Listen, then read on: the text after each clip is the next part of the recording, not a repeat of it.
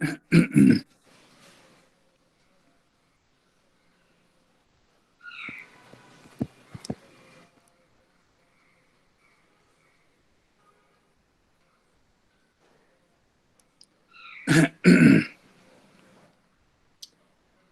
ီနေ့ကောဇာတက္ကရာ1383ခုနှစ်1383ဒီနေ့နေုံလာပြီနေ့2021ခုနှစ်ဇွန်လ24ရက်ဒီနေ့သတ္တပတိနေ့ဘုန်းတို့ဒီနေ့ခုနကကောဇာတက္ကရာ1383ခုနှစ်ရဲ့ဒီနေ့နေုံလာပြီနေ့ဖြစ်တယ်ပေါ့နေုံလာပြီနေ့ဆိုတော့ဘုန်းတို့တပည့်တွေကိုအာရဏယမိုက်ကိုမနေ့တုန်းကခေါ်သင်ကြားပို့ချခဲ့တာကတော့ဥပ္ပါဒနိရောဓပစ္စုပန်ကိုပို့ချခဲ့တာအဲ့တော့အဲ့ဒီကဥပ္ပါဒနိရောဓကိုပစ္စုပန်ကိုဘုန်းတို့မနေ့တုန်းကသင်ကြားပို့ချခဲ့ဆိုပေမဲ့လို့လည်းပဲဒီနေ့တော့ဘုန်းတို့နည်းနည်းလေးခုနကနေုံလာပြည့်နေဆိုတာကဘုန်းတို့တပည့်တွေနေုံလာပြည့်နေရလဲအလွန်တရာကြီးကျယ်မြင့်မြတ်တဲ့နေရုနေမြတ်ကြီးတစ်ခုဖြစ်တယ်ပေါ့ဒါကြောင့်နေရုနေမြတ်ကြီးတစ်ခုအကြောင်းကိုနည်းနည်းလေးတော့ဘုန်းတို့တပည့်တွေတချို့လည်းသိကြပြီပေါ့တချို့လည်းမသိကြသေးတဲ့ပုံစံတွေလည်းရှိကောင်းရှိနိုင်တယ်အဲ့တော့ဒီနေ့ကတော့အလွန်တရာထူးခြားတဲ့နေ့တစ်နေ့ပဲပေါ့ဘုန်းကြီးတို့ကပြီးခဲ့တဲ့ကစုံလာပြီရလည်းပဲဘုန်းတို့ကစုံလာပြီနေရုနေမြတ်အကြောင်းကိုဘုန်းတို့ပြောခဲ့တယ်ဒီနေ့တလပြည့်တော့နေုံလာပြီနေမှာလည်းပဲနေရုနေမြတ်အကြောင်းကိုဘုန်းတို့နည်းနည်းတော့ခုနေုံလာပြီနေလို့ပြောလိုက်တာနဲ့ဘုန်းတို့တပည့်တွေအဲ့ဒါကိုကစုံလာပြီဗုဒ္ဓနေနေုံလာပြီမဟာသမယနေဆိုပြီးဒီကကြတော့အလွန်တရာထူးမြတ်တဲ့နေ့တစ်နေ့ပေါ့ဒါကြောင့်မလို့ဘုန်းတို့တပည့်တွေနေုံလာပြီမဟာသမယနေအကြောင်းကိုဘုန်းတို့နည်းနည်းလေးတော့နားထောင်နေသေးသလားမသိဘူးနားထောင်နေပါတယ်ဖေနေုံလာပြီကတရားတွေနဲ့တရားဟိုဘုရားရှင်ရဲ့အဖြစ်အပျက်အကြောင်းအရာတွေနဲ့ဆိုလို့ရှိရင်တော့ဘုရားရှင်ရဲ့အကြောင်းအရာနဲ့ပတ်သက်လို့ဆိုရင်တော့ကစွန်လာပြီကနေရုနေမြတ်ပဲတရားတွေနဲ့ပတ်သက်လို့တရားအလွန်တရာများပြားလာတဲ့တရားတွေနဲ့ပတ်သက်လို့ဆိုလို့ရှိရင်တော့ဒီနေုံလာပြီနေကအမြတ်ဆုံးနေ့တစ်နေ့ပဲဒီလမ်းမဲ့ဝါဆိုလာပြီနေကြတော့လည်းပဲဒီဓမ္မစက္ကပုရဏတို့တရားစတင်ပြီးတော့လည်းပတ်တဲ့နေ့ဖြစ်ပါတော့အဲ့ဒီနေ့ကလည်းပဲထူးခြားတဲ့နေ့တစ်နေ့ပဲအဲ့တော့တရားရှုတော့မှကြည့်ရင်ဒီနေ့ခါတယ်365ရက်ဒီနှစ်တာ365ရက်ထဲမှာကဒီနေ့အလွန်တရာနေရုနေမြတ်ဖြစ်တယ်ပေါ့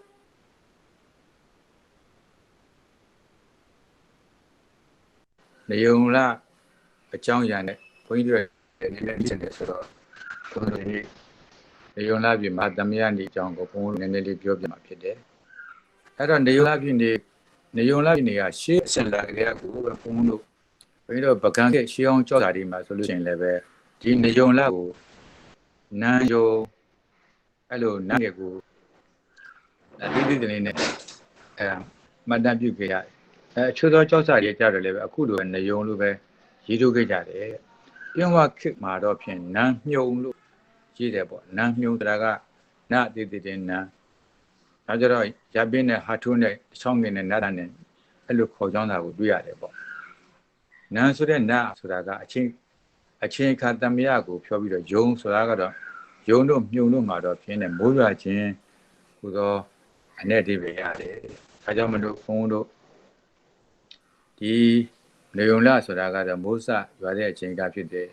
မိုးစပြီးတော့ရွာတဲ့ဟိုမြတ်စက်ရွာတဲ့အချိန်ကဖြစ်တယ်ပေါ့ဒါကြောင့်မလို့ဘုန်းကြီးတို့ကနေုံမိုးသည်မြတ်သားမွေးဆိုပြီးကြကြတော့လည်းပဲရှေးကနေပြီးတော့ခေါ်သူခဲ့ကြတယ်ပေါ့အဲ့တော့ဘုန်းကြီးတို့ဒီနေုံလာကတော့အဲ့ဒီကဒီတောင်သူတွေရဲ့ရှုထောင့်ကကြည့်မယ်ဆိုလို့ရှိရင်တော့လည်းပဲဘုန်းကြီးတို့စိုက်ပျိုးရေးတွေကိုခွန်းနဲ့အားနဲ့စိုက်ပျိုးရတဲ့အချိန်အခါဖြစ်ကြတယ်ပေါ့အဲ့တော့လည်းပဲဘုန်းကြီးတို့ဒီနေုံလာကိုဝေဒအနေနဲ့ကြည့်မယ်ဆိုလို့ရှိရင်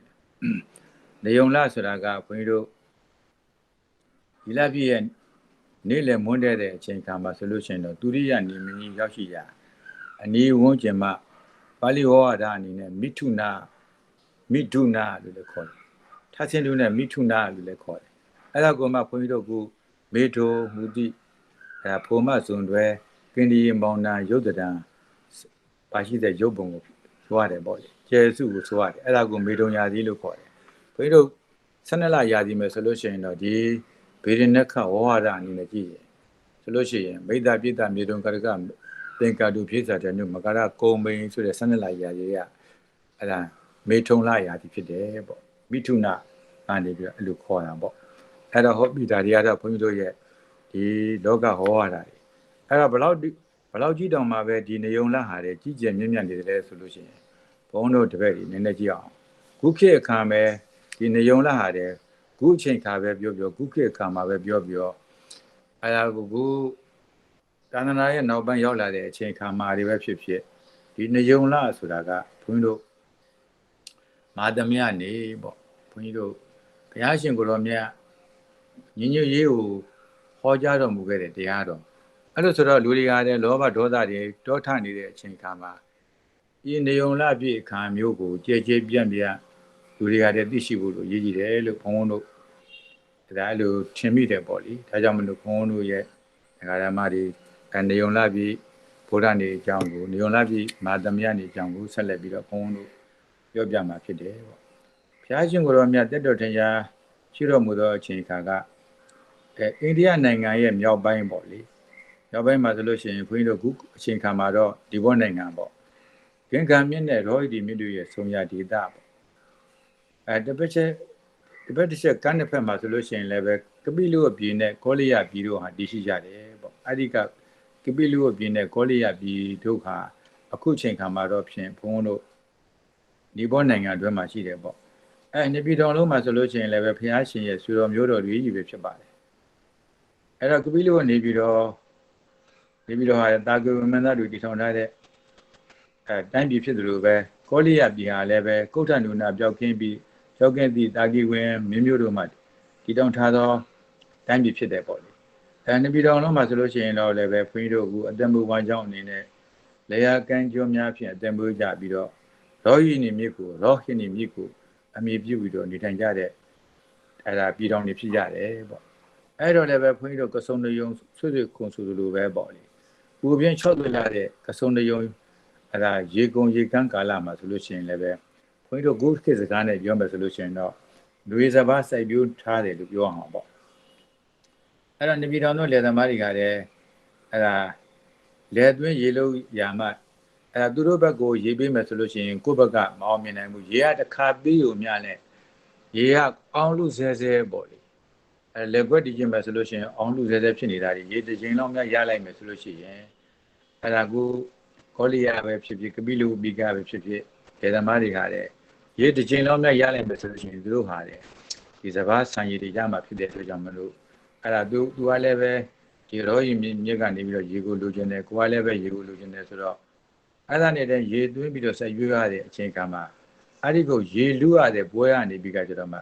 ရေလူပွဲကနေပြီးတော့မှရံပွဲကြီးစတင်ပြီးတော့ဖြစ်သွားတော့တယ်တဲ့အဲ့တော့လည်းပဲရေလူပွဲကနေပြီးတော့ရံပွဲကြီးစတင်ဖြစ်ပွားလိုက်တဲ့အချိန်ခါမှာအစတင်ဖြစ်တာကတော့ဘုန်းတို့အဲ့ဒီ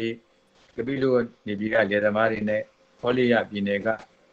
လေသမားတွေပါပဲအဲ့တော့လည်းပဲအဲ့တော့တစ်ဖက်နဲ့တစ်ဖက်ဆဲရဆိုကြတာကတော့လည်းပဲမျိုးရိုးကိုထိကြိုက်ပြီးတော့ဆဲဆိုကြတာဖြစ်တယ်ပေါ့အဲ့တော့လည်းပဲအဲ့လိုမျိုးရိုးတွေကိုထိကြိုက်ဆဲဆိုတဲ့အတွက်ကြောင့်မလို့မင်းကြီးမင်းသားများပါလာပြီးတော့ကုဆက်လာပြီးကြတော့နောက်ဆုံးပိတ်နှစ်ပြည်တောင်အဲ့ဒါဟိုဘက်တိုင်းပြည်ဒီဘက်တိုင်းပြည်တို့ဟာတဲ့စစ်တလင်းခင်းကျတော့မှဖြစ်တယ်ပေါ့အဲ့တော့လည်းပဲအဲ့ဒီလိုအချိန်ခါမျိုးအဲ့တော့အချိန်ခါမျိုးဟာတဲ့တစ်ဖက်နဲ့တစ်ဖက်စစ်ကိုအကြီးကျယ်ရောရည်နေမြစ်ကိုဂျားရထားပြီးကြတော့ဟိုဘက်ဒီဘက်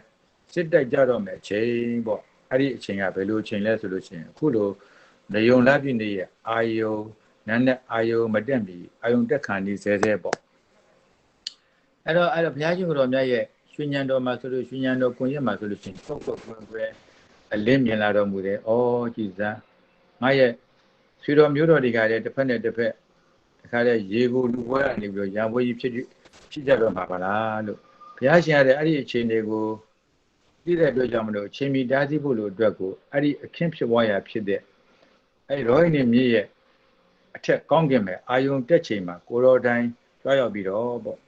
အဲ့တစ်ဖက်စလုံးကလည်းပဲဘုရားရှိခိုးတော်မြတ်ကိုသူ့ဘက်ကပါတယ်ငါဘက်ကပါတယ်မဖြစ်ရအောင်ပေါ့လေအဲ့နေပြည်တော်နေချထားတဲ့ဒေသဖြစ်တဲ့ရောဟိနေမြစ်ရဲ့လဲတဲ့ဘဟုမဲ့ပေါ့လေကောင်းကင်ရဲ့တဲ့ထက်ဝက်ဖွဲ့ပြီးနေတော်မူရဲ့နေတော်မူတယ်ပေါ့အဲ့တော့လည်းပဲဘုန်းကြီးတို့လင်းလို့မလင်းသေးဘူးရောင်ကြီးတော်အဲ့ဒါဘုန်းကြီးတို့ကနေအာယုံကလည်းပြုတ်ပြုတ်တက်လာခဲ့ပြီ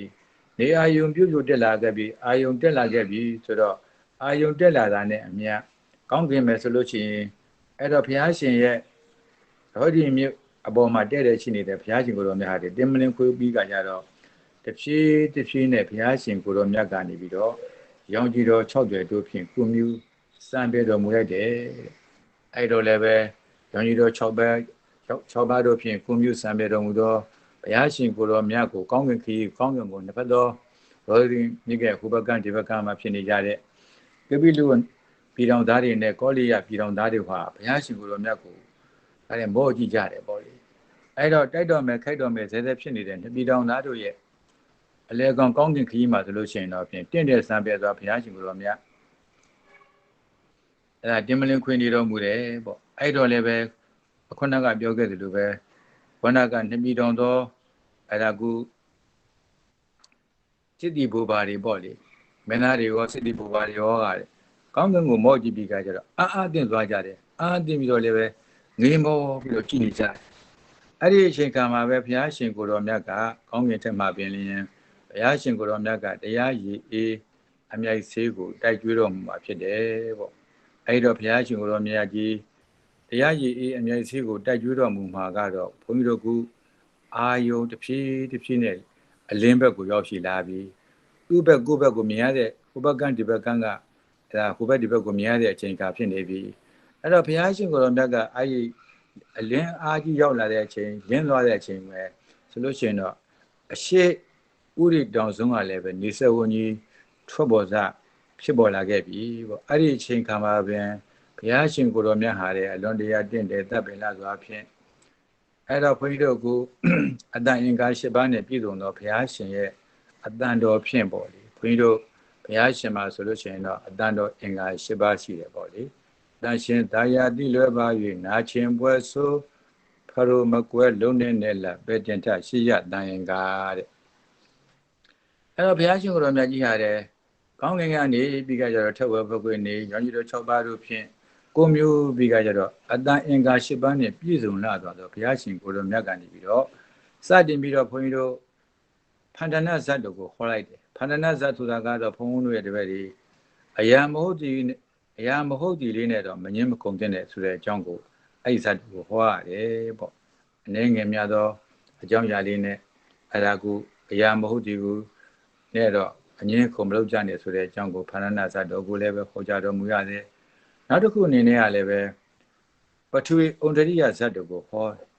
ပထဝီဩန္ဒရိယဇတ်တို့ကိုဘာလို့ဟောရတာလဲဆိုရင်တော့တစ္ဆစကားရယူများဖြင့်အငင်းခုန်မပြုတ်တဲ့ကြောင်းကိုလည်းပဲဘုရားရှင်ကိုယ်တော်မြတ်ကဒီပထဝီဩန္ဒရိယဇတ်ကိုဟောတော်မူတယ်တဲ့နောက်ဇတ်တော်ကတော့ဘုရင်လက်တုကိကဇတ်တော်ကိုဟောတော်မူတယ်ဘာဖြစ်လို့မလို့လက်တုကိကဇတ်တော်ကိုဟောရတာလဲဆိုလို့ရှိရင်အားရှိသူတိုင်းဒီအားမဲ့သူတို့အားအောင်နေတယ်မဟုတ်ကြောင်းကိုဟောရတာဖြစ်တယ်ပေါ့အဲ့တော့ပြန်ပြောမယ်ဆိုရင်အဲ့ဒီလက်တုကိကဇတ်ဆိုတာငုံမင်းဇတ်အားလုံးကြည့်ကြတယ်ဒုစရတယ်အားရှိသူတိုင်းဟာတဲ့အားမဲ့သောပုဂ္ဂိုလ်များကိုအောင်နေတယ်မဟုတ်ကြောင်းကိုဘုရားရှင်ကိုယ်တော်မြတ်ကနေပြီးကြတော့ဒီလက်တုကိကဇတ်တော်ကိုဟောကြားတော်မူရတယ်နောက်ဝတ္တကဇတ်ဆိုတာငုံမင်းဇတ်ပေါ့ဘုန်းတို့တွေဘုန်းတွေကဓမ္မတွေတပည့်တွေအားလုံးကြားဘူးကြတယ်အဲ့တော့စီလုံးမှုမရှိဘူးဆိုရင်ပြည့်စည်တတ်ကြောင်းကိုဟောကြားတော်မူရတယ်ပေါ့စီလုံးမှုမရှိဘူးဆိုလို့ရှိရင်ပြည့်စည်တတ်ကြောင်းကိုဒီဝတ္တကဇတ်တော်ကိုဟောကြားတော်မူခဲ့ရတယ်အဲ့တော့စီလုံးမှုရှိမှသာလျှင်တုတ္တကြည်ဝနိုင်ကြောင်းကိုလည်းပဲဒုက္ခဓမ္မဇတ်တော်ကိုဟောကြားတော်မူရတယ်တဲ့။ခိုင်းဘုန်းတို့တပည့်တွေဟိုရွေးတွက်ထားတယ်လားမသိဘူးဘယ်နှဇတ်တော်ရှိလို့ဟောတာဘုန်းပြောလိုက်တာဘယ်နှဇတ်ရှိတော့5 ဆက်ပါဗျာအေးဘုန်းတို့တပည့်တွေမှတ်သားထားတယ်တော်တယ်အဲ့တော့လည်းပဲပြန်ပြောမယ်ဖန္ဒနာဇတ်ကိုဟောတယ်ဘာလို့ဖန္ဒနာဇတ်ကိုဟောရတယ်လဲဆိုရင်အရာမဟုတ်ဒီဖြင့်မ ငင်းမခုံတင်ကြောင်းကိုဟောရတယ်နောက်တစ်ဆက်စကားဖြင့်အငင်းကိုမပြုတင်ကြောင်းကိုပထဝီဩန္ဒရိယဇတ်တော်ကိုဟောရတယ်အားရှိသူတိုင်းသည်အားမဲ့သူတို့အောင်နိုင်သည်မဟုတ်ကြောင်းကိုလည်းပဲတတုကိကဇတ်တော်ကိုဟောကြားတော်မူရတယ်စီလုံးမှုမရှိဘူးဆိုလို့ရှိရင်ပစ္စည်းထကြောင်းကိုလည်းဝိတ္တကဇတ်တော်ကိုဟောကြားတော်မူရတယ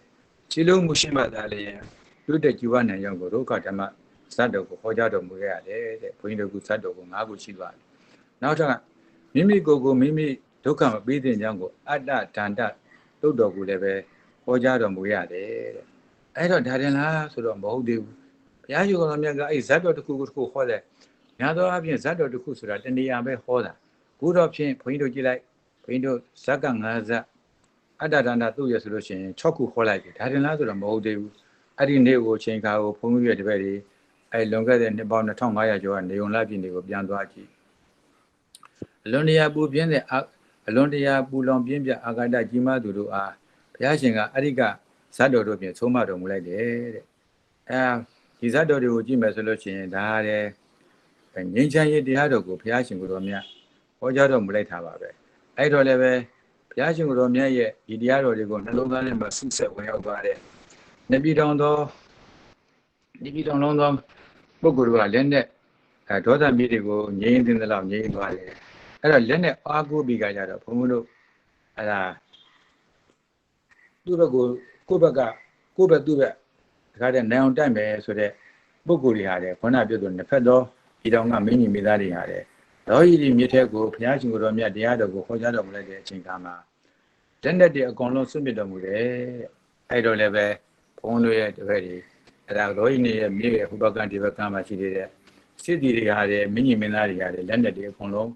းစွန့်ပစ်လိုက်ပြီတဲ့ဘုရားရှင်ရဲ့ငြိမ်းချမ်းရေးတရားကိုဟောကြားတော်မူလိုက်တဲ့အတွက်ကြောင့်ပေါ့အဲ့တော့နှစ်ပြည်တော်သောမင်းတို့မှ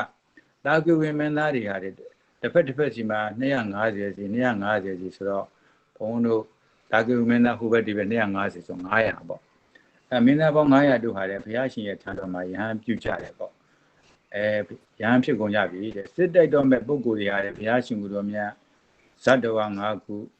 အတ္တဒန္တသုံးတယ်ဆိုတော့6ခုအဲ့လိုငြိမ်းချမ်းရေးတရားကိုဟောလိုက်တဲ့အတွက်ကြောင့်မလို့ဒေါသမိတွေ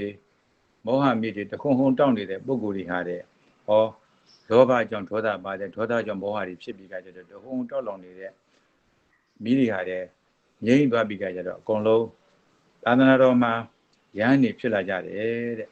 ဒါမှမဟုတ်လည်းအဲ့ဒီကယဟန်တို့အားသာသနာတော်မှာဆိုလို့ရှိရင်သူတို့အဲ့တော့မငြင်းငွေ့စီဖို့လို့တော့ပေါ့လေဒီပုဂ္ဂိုလ်တွေအနေနဲ့ကလည်းပဲဘာဖြစ်လို့ငြင်းငွေ့နေတာလဲဆိုလို့ရှိရင်အဲ့ဒီကမင်းသား900တို့ဟာလေကိုစီအင်ရှင်မတွေရှိရတယ်ဆိုတာကြတော့သူကညီကိုညီငွေရမယ်ပေါ့အဲ့တော့လည်းပဲအာနာပါနာလို့မလို့သာသနာတော်မှာဝင်ရောက်လာကြရတယ်ပေါ့အဲ့တော့ဘုရားရှင်ကိုယ်တော်မြတ်ကအဲ့ဒါကိုသိတာနဲ့အဲ့ဒီကယဟန်တော်900တို့မငြင်းငွေ့စေရမဟာဝုံတော်ကိုခေါ်တော်မူသွားတယ်တဲ့မဟာဝုံတော်ကြီးစီကိုသွားတယ်ဘုန်းတို့တွဲတက္ကမတွေမဟာဝုံတော်ဆိုတာကသာသနာတော်မှာ2မျိုးရှိတယ်လို့မှတ်သားဝေသာလီပြည်မဟာဝုံတော်ရဲ့ခုကတော့ဘုန်းကြီးတို့ကပိလုပြည်ကောလိယပြည်တို့ဘက်မှာရှိတဲ့မဟာဝုံတော်ရဲ့လို့မဟာဝုံတော်က2မျိုးရှိတယ်လို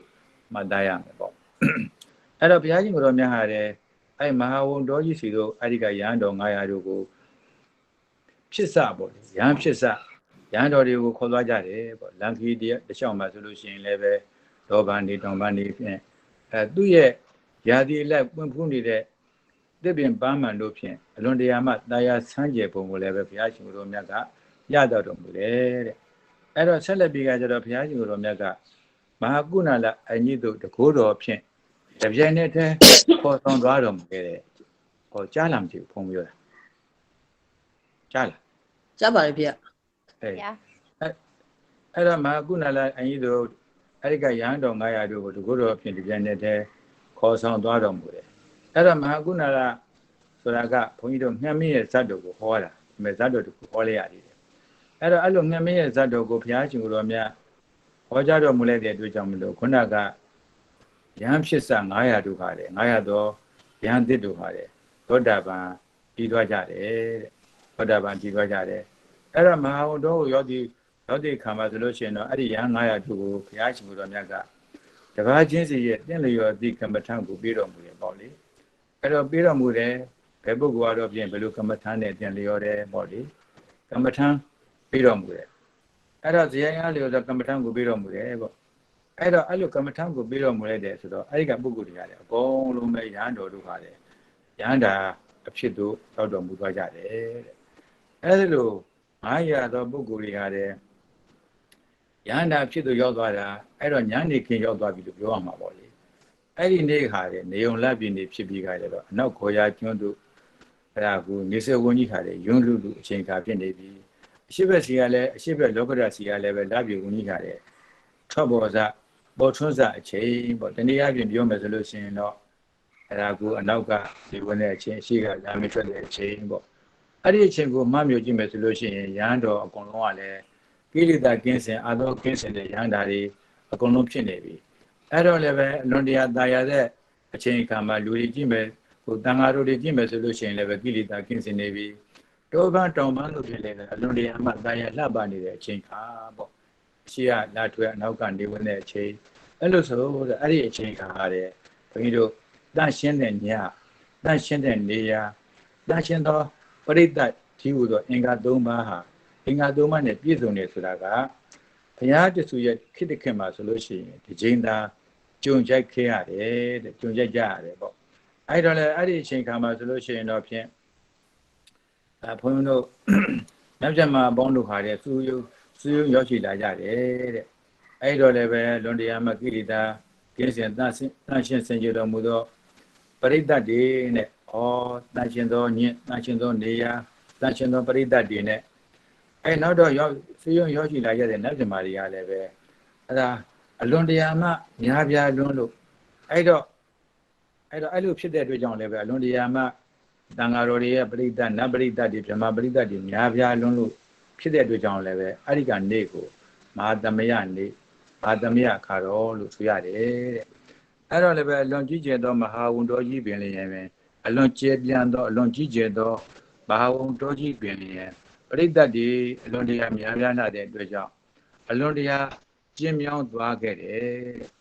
တာမီစံပြားမျှသောအယတ္တိတတစ်ခုမှပဲနေရဲ့နတ်မြတ်မာတွေဟာလည်း25ရောက်အယောက်30ဆန့်အောင်ပေါ့ကြက်ကြီးပြုတ်သိလျက်တရားနာကြရတယ်ပေါ့မထင်မရှားသောနတ်တချို့ကတော့ထင်ကြတယ်ဒီလောက်နတ်မြတ်မာတွေကများပြားလိုက်တာပြင်းများပြားတဲ့ပရိသတ်တွေမှာဆိုလို့ရှိရင်တော့ငါတို့လိုမထင်ရှားတဲ့ပုဂ္ဂိုလ်တွေဟာလည်းသိမှမဟုတ်ဘူးဘုရားရှင်ကငါတို့ကိုသိမှမဟုတ်ဘူးလို့အဲ့ဒီတချို့သောနတ်မြတ်မာတွေကအားငယ်တဲ့စိတ်တွေကိုစိတ်အကြံတွေကိုဖြစ်ပေါ်စေခဲ့တယ်တဲ့အဲ့တော့လည်းပဲအလွန်တရာမှသိငယ်သိသိမ့်နဲ့အရာကိုတကိုးနေတဲ့နတ်မြတ်မာတွေကလည်းပဲသူတို့ရဲ့အကြံကိုဘုရားရှင်ကိုယ်တော်မြတ်ကသိတဲ့အတွက်ကြောင့်မလို့အဲ့ဒါနဲ့တည်းဘုရားရှင်ကိုယ်တော်မြတ်ကနေပြီးကြတော့အဲ့တော့လောဘဇယရှိတဲ့ပုဂ္ဂိုလ်တွေကိုတမ္မာ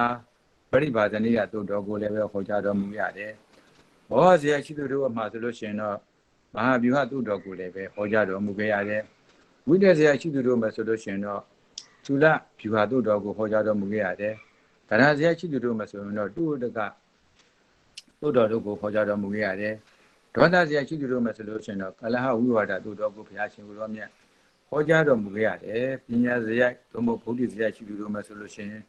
ပုရဗေဒသုတ်တော်ကိုလည်းပဲဘုရားရှင်ကိုယ်တော်မြတ်အတိအကျဇယိုင်းနဲ့ခံကြအောင်အဲ့ဒါဟောဖို့ညွှန်ပြဆုံးမတော်မူခဲ့တယ်အဲ့တော့လည်းပဲတချို့သောနတ်မြတ်မာတွေမှာဆိုလို့ရှိရင်တော့ပညာကထဏလို့ခေါ်ဆိုတဲ့အမေဖြေနဲ့ဟောကြားတော်မူမှကျွမြဖြစ်ကြောင်းသိတော်မူသဖြင့်ဘုရားရှင်ကိုယ်တော်မြတ်ကနေမိတယုတ်ပွားကိုစားတစုကိုဖန်ဆင်းတော်မူလိုက်တယ်တဲ့ဘုရားရှင်ကိုယ်တော်မြတ်ကအမေဖြေနဲ့ပြောမှနားလည်မဲ့နတ်မြတ်မာတွေရှိတော့သူတို့အတွက်ကိုဘုရားရှင်ကိုယ်တော်မြတ်နောက်ထပ်တစုနေမိတယုတ်ပွားဘုရားတစုကိုစားတော်ကိုဖန်ဆင်းတော်မူလိုက်တယ်တဲ့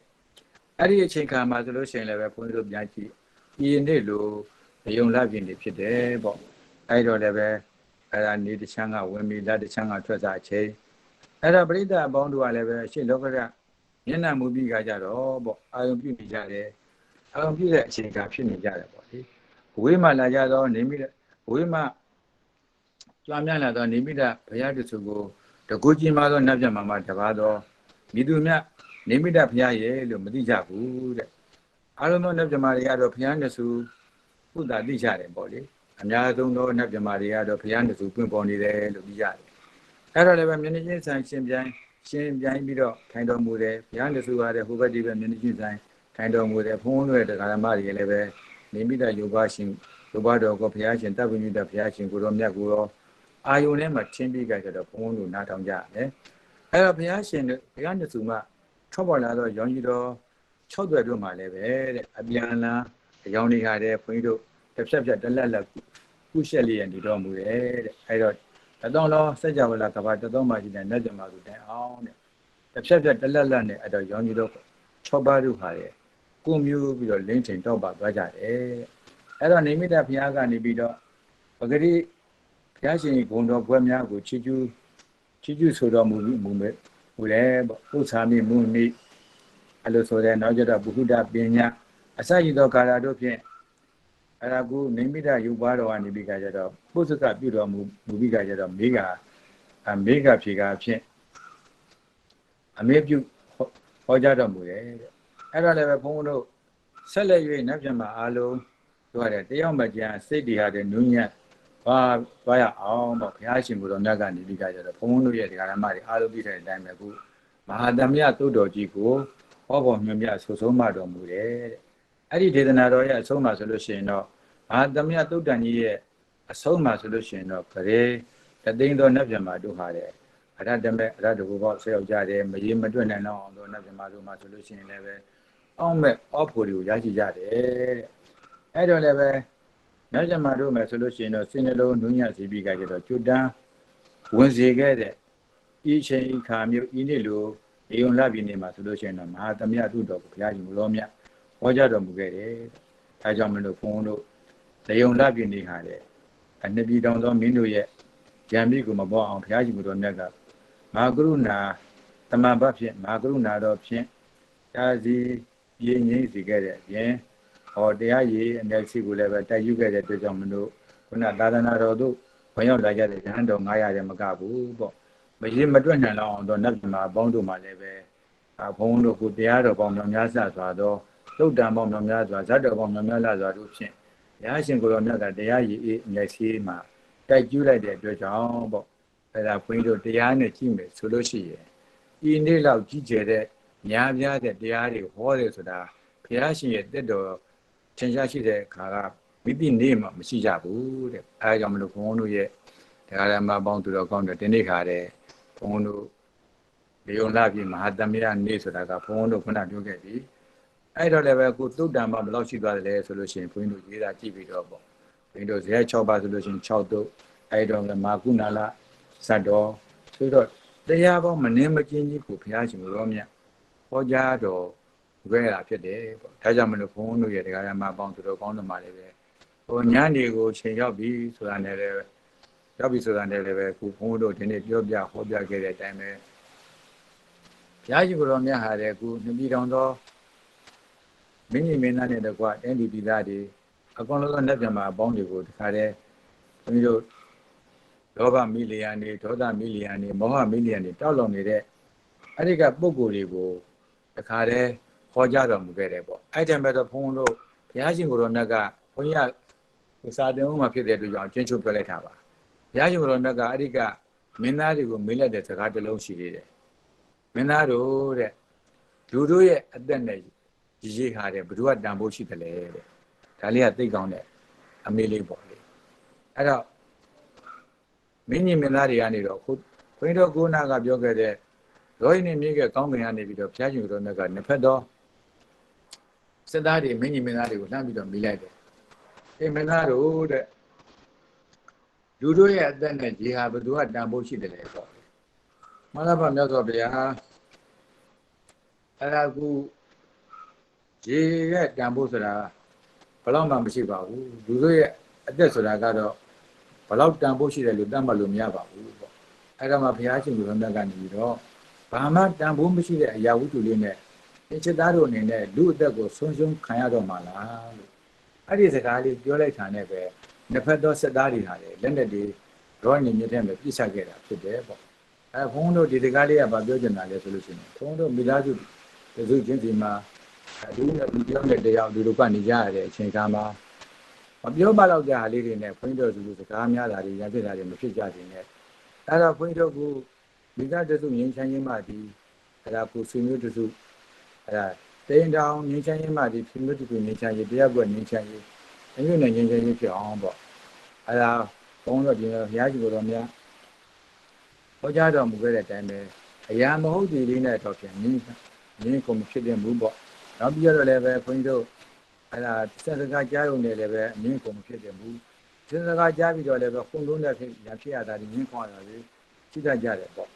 အဲ့တော့အားရှိသူတိုင်းကလည်းပဲအားမဲ့သူတွေကိုအောင်နိုင်ကြတာမဟုတ်ဘူးဆိုတာဒီကြည့်ကြမယ်ပေါ့အဲ့တော့စီလုံးမှုမရှိဘူးဆိုလို့ရှိရင်လည်းပြည့်စုံတတ်ကြတယ်စီလုံးရှိမှုရှိမှသာလေတိုးတက်နိုင်ကြွားနိုင်တယ်ဆိုတော့ဘုန်းတော်တွေပဲကိုယ့်ရဲ့မိသားစုတစ်စုချင်းစီကိုတော့ဖြင့်စီလုံးမြင်ကြမယ်မိမိတို့ရဲ့အတိုင်းဝဓမ္မမိတ်ဆွေတွေအတိုင်းဝတစ်ခုတော့ဖြင့်စီလုံးမှုမြင်မှုတွေရှိကြမယ်အဲ့ဒါဖြစ်မှကြပါလောကီအစည်းအဝေးတွေလောကုတ္တရာအစည်းအဝေးတွေရရှိကြမှာဖြစ်တယ်ပေါ့ဒါကြောင့်မလို့ဘုန်းကြီးရဲ့တရားဓမ္မပေါင်းတော်ကောင်းလို့ဘုရားကြီးကိုယ်တော်မြတ်ကတော့အဲ့တော့လေယုံနာကြီးနေရတယ်မတိတောင်သောပုဂ္ဂိုလ်တွေရတဲ့ရေအတွက်နဲ့အဲ့ဒါကိုလောဘမိလျာနေဒေါသမိလျာနေဘောဟမိလျာနေနဲ့ဖြစ်တတ်တော့မှဆရာဖြစ်တဲ့အကျယ်တဲ့ဖြစ်နေတဲ့အချိန်ကမှာဘုရားကြီးကိုယ်တော်မြတ်ကအဲ့ဒီကဇတ်တော်တွေအဲ့ဒီကတုတ်တန်တော်တွေကိုခေါ်ကြတော်မူလိုက်တဲ့အတွက်ကြောင့်အဲ့ဒီကရဟန်းတော်တွေကလည်းအကုန်လုံးပဲရဟန္တာဖြစ်ကုန်ကြတယ်အဲ့တော့မရင်မတွက်နိုင်တော့တော့နောက်ပြန်ပေါင်းတို့မှာလည်းပဲရဟန္တာတွေဖြစ်ကုန်ကြတယ်သောတော်ဘာသက္ကရာကနာကနေဆိုအားလည်းမရင်တွက်နိုင်ဘူးတဲ့ဒါကြောင့်ဘုန်းကြီးတွေကလည်းပေါင်းတော်ကောင်းတော်မှာလည်းပဲဘာမှမဟုတ်တာလေးနဲ့ဖြစ်သက်တော့ကိစ္စလေးနဲ့တော့ပြင်မိသားစုတွေကလည်းဒီလိုစကားများလာလို့ရမဖြစ်ကြဘူးလေပေါ့ဒါကြောင့်ဘုရားရှင်တော်မြတ်ကဒီညတော့သုတ္တံပေါင်းမများစွာဇတ်တော်ပေါင်းမများစွာတို့ဖြစ်ဟောကြားတော်မူခဲ့ရတယ်ဒီနေ့တည်းမှာဒီညတော့ဟောခဲ့တယ်ဆိုတာကဘုရားရှင်ရဲ့45ပါးကာလပတ်လို့ပါလေဒီနေ့တော့များပြားနှစွာတော့ဘုရားတော်ကိုဟောကြားတော်မူခဲ့တာဆိုတာမရှိခဲ့ပါဘူးဒါကြောင့်မလို့အလွန်တရာထူးခြားနှစွာတော့ဒီနေ့အချိန်ကာလမှာမိတို့ရဲ့အိမ်မှာလည်းပဲမိသားစုသူချင်းစီမှာဆိုလို့ရှိရင်လည်းပဲဉာဏ်ချမ်းကြီးကိုရရှိပြီးကြတော့ဘုရားစိတ်ပါချမ်းသာဒီရန်ပါပြီးကြတော့ကောင်းကျိုးတရားဆန္ဒပြုလုပ်ကြပါစေဆိုတဲ့အနေနဲ့ဘုန်းကြီးနဲ့ဘုန်းကြီးကမှပေါင်းတော်ကောင်းတော်ကိုဒီနေ့နေမနာကြီးမာသမီးတုတ်တော်ကိုဘုန်းကြီးအင်းဆိုးပြီးကြတော့ကြောကြားတော်မူရရပါတယ်ကြောကြားတော်မူရရပါတယ်အားလုံးကမှပေါင်းတော်ကောင်းတော်ဘုရားစိတ်ပါချမ်းသာဒီရန်ပါပြီးကြတော့အားလုံးသောပုဂ္ဂိုလ်ကိုယ်စိတ်ပါညီညွတ်တော်မူနိုင်ကြပါစေပေါ့ဟုတ်လားဒါဒီဘုံ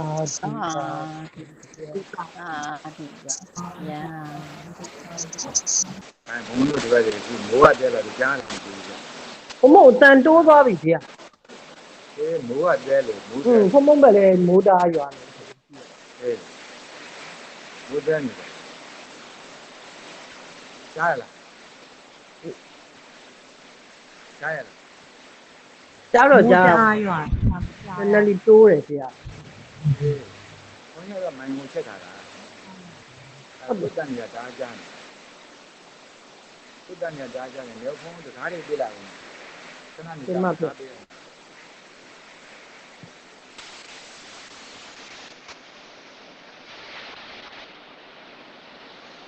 ဆက်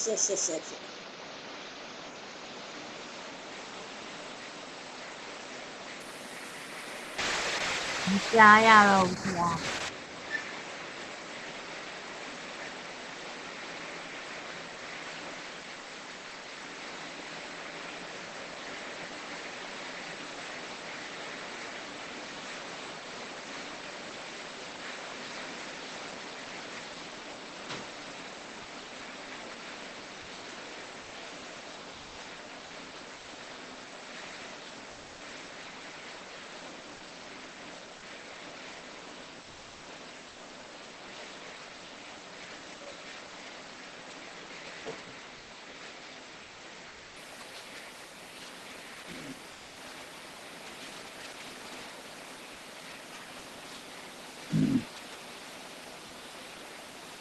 ဘုန်းတို့အတန်း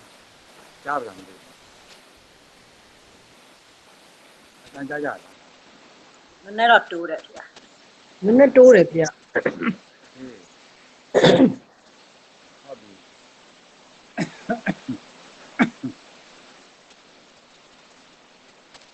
အဲ့တော့ဘုန်းတို့အာရဏယမိုက်ကဥပ္ပါဒနိရောဓပစ္စုပ္ပန်ကြားလာရဲ့တူတူပဲကြားရတယ်ဗျမိုးတားရွာနေတယ်တူရှက်ပဲကြား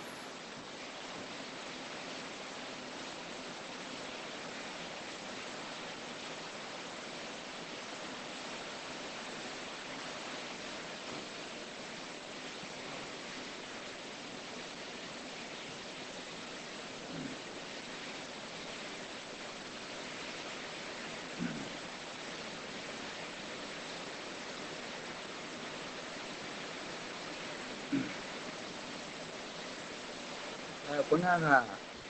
နေုံလားပြည့်နေပြောတော့မှလည်းပဲအတန်တိုးတယ်ကြားကြရဟယ်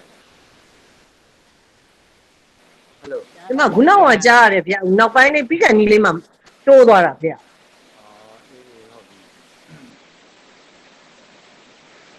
မိုးကတဲနေတယ်တပည့်တော်တို့ဘက်လည်းမိုးတော်သေးနေ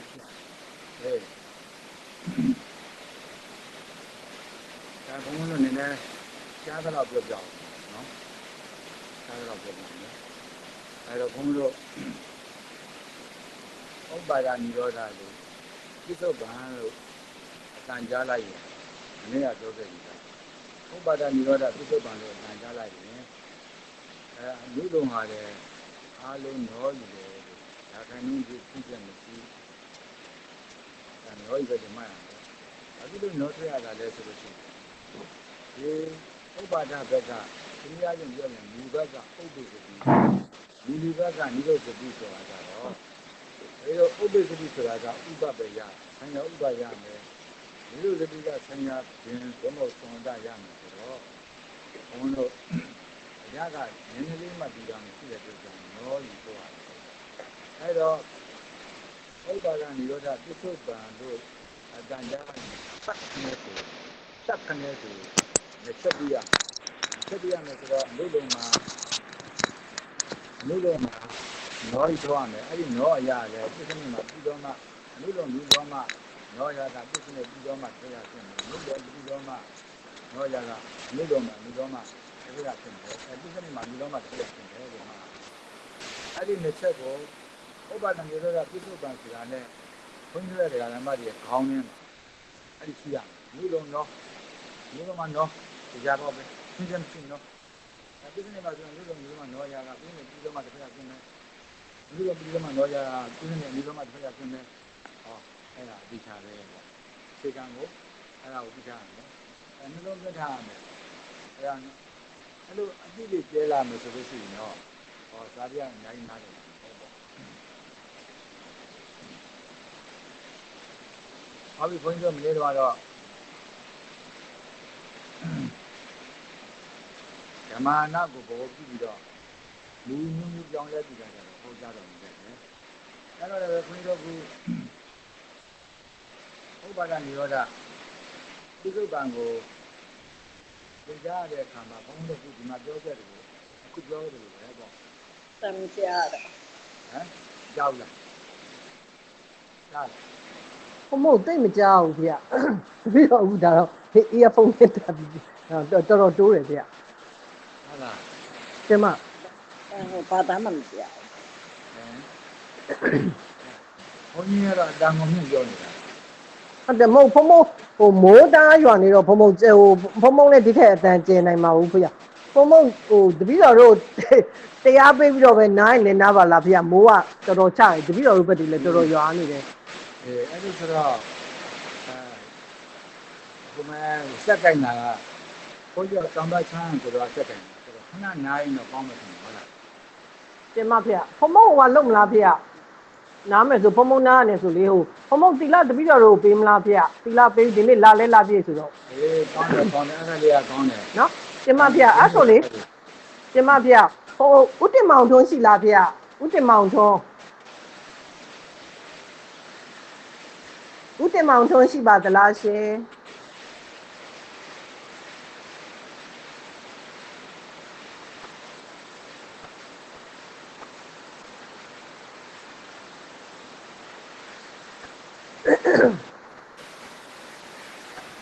မရှိဘူးမ ဟုတ်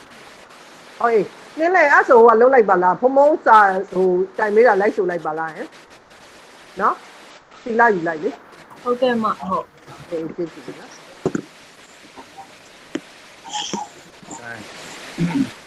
အတယောက်ကဟောပါတာဆိုတယောက်ကဟောပါတာဆို ဩကာကာ အတ ဩ မော ကာ ဟု ကာ လာဟတဩလာကကာယေကဟောစီကမနောသဗ္ဗဒောတာသတိနောจิตุကိုအဝစီခြင်းခြင်းမှာအထမ